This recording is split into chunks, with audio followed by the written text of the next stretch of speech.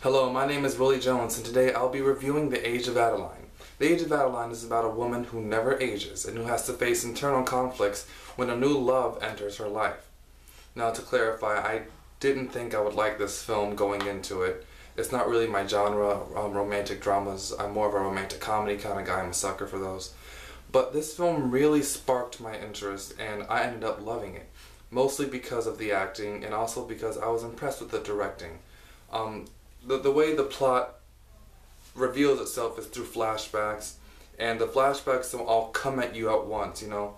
It goes through this great exposition in the beginning that leads up to where we are to let you know what happened before, and then throughout the film the flashbacks come in order to further reveal her character, and I was really impressed by that style of filmmaking that the director did. In addition, two of my favorites, or some of my favorites, are in this film.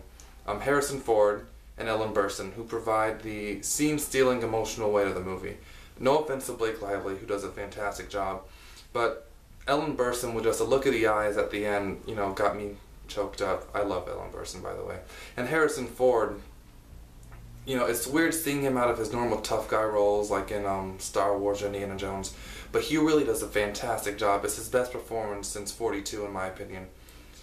Furthermore, the melodrama.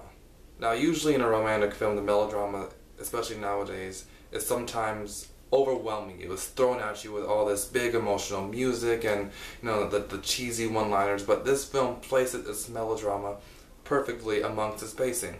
It'll go normally, naturally, and then all of a sudden it slowly draws you in with the drama. And it's so affecting and it's so enthralling. I completely loved it. You get invested.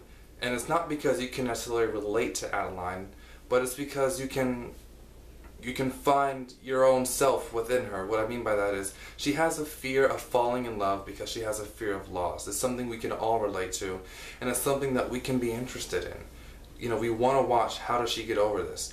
And I don't want to reveal too much, but this movie is very, very satisfying. And for that reason, I give this movie 5 out of 5 stars. Yes, 5 out of 5 stars. It's an amazing movie. Please go see it. It's one of the best of the year so far. I recommend it for ages 14 and up. It can be seen at a local theater near you. This is Willie Jones from Kids First. Thanks for watching.